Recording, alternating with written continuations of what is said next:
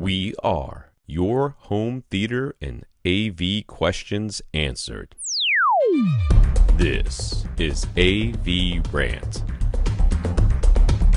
Want your home theater or AV question answered by Tom and Rob? Send it to question@avrant.com. Marc N. Mark joined a couple of our Hangout after parties where we chat after the recording session. Rob mentioned his fondness for front-wide speakers. Mark has a Denon 3311, and he had tried the front height option before, but had never given the front-wide speaker positions a go. He figured he'd temporarily switch from having surround backs to having front wides just to try them out, and it turns out he really liked them. Yeah, I did Mark that. Fell in love. He's had his eye on a Denon AVR X4300H for a while. He's never heard Atmos at home before, so he was excited to get into a 7.2.4 setup. But now he's heard these darn front wide positions, and the X4300H doesn't offer them. Don't you hate when you find out something you're missing? Yeah. The older X4200W and Marant's SR6010 offer front wides, but those models also top out at 9 speakers maximum. So he could do 9.2, no Atmos, or 5.2.2 plus front wides. But 4 Atmos speakers and front wides wouldn't be an option. I think that's what he wants to do. Yeah. So what should he do? Try to forget all about how much he liked hearing front wides? It's like trying to forget about that summer fling you had and that girl that seems like they really aren't being supported anymore. Will 7.2.4 be a big enough difference over 7.2? It will be a big difference. Will it ever make you stop thinking about the front wides and that magic time you had? Believe me, Mark, I can commiserate. Now, we just had this announcement from Emotiva. If you want to spend $5,000 and wait however long it takes for their 9.1.6 processing, I mean, they said by the end of the year, but is that the year 2025? It might be in Emotiva time. There's one option, I suppose. We've heard these rumors that Denon and Marantz have new flagship models that they're planning to announce around CES time in early 2018 that will supposedly do 13 channel processing, but we don't know if that's going to be limited to 7.2.6. Right. They might limit it to that. Right? They might not allow it to be 9.2.4, which is basically what he's trying to get to. So either that or 7.2.4, but the 7 includes front wides instead of surround backs, right? Okay. Yeah. Which is actually the setup that I'm running. The setup that I settled on, since I'm in a very small room with not a lot of space behind me, I'm like, if I nudge my surround speakers, my side surround speakers, if I nudge them back a little bit farther, to like the 120 degree mark that Dolby recommends anyway, to my hearing, I can get away with not having surround back speakers. But now my surrounds are actually physically farther away from my front speakers, which means the front wides fill in that little gap really, really nicely. So I've got a 7.2.4 setup, but my 7 include front wides instead of surround backs, right? Now I did that with a Marantz SR7010. And you could do that with the older Denon X6200W. Yeah, it was a 6200W. So you had to go up to the higher model numbers, the X6200W, the SR7010. Those can do front wides minus surround backs and 4 overhead channels. That's exactly what I've got now. Again, according to Scott Wilkinson over at Avius Forum, those models, even though they're older, are supposed to be getting a Dolby Vision pass-through update. So that's nice on the video side.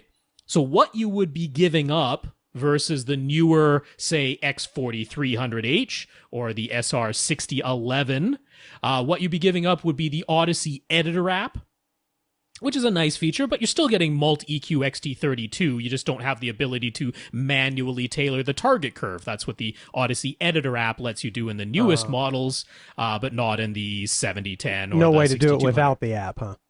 No, can't manually tailor, but you know what? I've been living with Odyssey's target curves for a long time, and I still think they're perfectly fine. Right. You don't get the Odyssey Editor app. You don't get HEOS built in if you want Denon and Marantz's version of wireless whole house audio. That's what HEOS is. That's built into the 4300H It's built into, well, that's not built into the 6011, so you're not even getting that if you went with a Marantz 6011. So yeah, if you really want front wides, you can go back to that little bit older model. You just have to step up to the SR7010 or the X6200W. So he can have it all. You can have it. Well, you can't have surround backs at the same time, but you can have front wides and 4 overhead speakers. That's what I have. He could get an amp for surround backs, right? Nope, because you top out at 11 speaker processing. Okay, so that's it. So you can't do 9.2.4. That's 13 speakers. All right. Can't be done right now. Now, content. There are a grand total of 3 Blu-rays that actually have content for the front wide speakers. That was the DTS Neo X releases. And the SR7010 that I have, it doesn't even have a DTS Neo X decoder. So even those 3 releases that actually had content for the front wides are a little bit useless to me now. Now I can use DTS Neural X, which does it fine. So that's fine.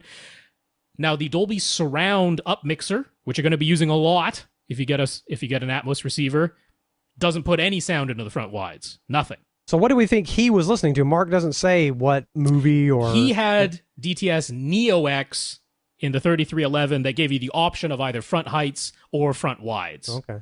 Yeah, so that was a Neo X decoder that was built in there. So you can use Neural X. You can use DTS Neural X. That'll give you sounds coming out of the front wide speakers when you're up mixing anything. And then if you're watching an actual Atmos soundtrack or an actual DTS X soundtrack, sometimes a sound goes into the front wide speakers. That's just if it's panning around you or an audio object happens to go over to that location, you can get sounds coming out of the front wides. But by and large, there is exceedingly little content that genuinely makes use of the front wides, and the only up mixer that you can use is the DTS Neural X up mixer.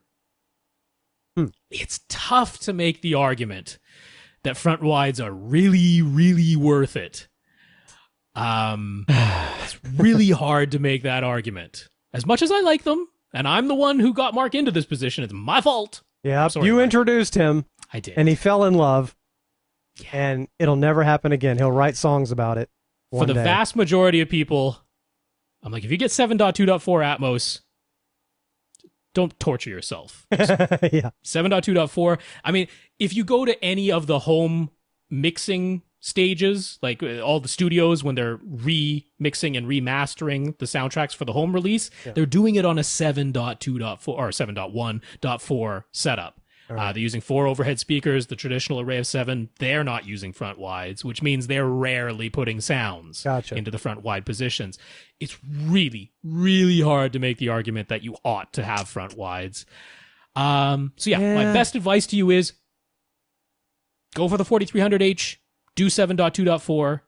But if you just can't let it go, then you got to step back a model year and you have to go up in the model numbers. So you got to go back and up. What if he just moves his front speakers wider apart?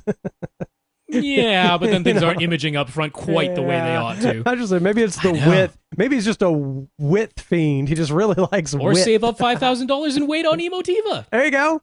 And you know they count Martian years at Emotiva, so whenever Mars comes around the sun again. Or save up $25,000 and go get a Trinov Altitude. You can have that right now. Or just hire some musicians to play off in the corners of your room while you're listening to surround music. Okay. Want your question answered? Send it to question@avrant.com.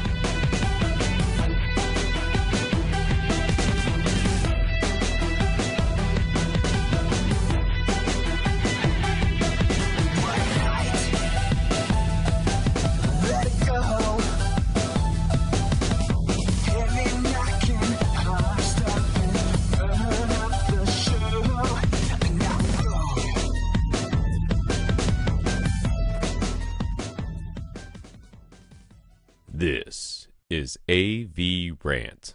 Now go out and listen to something.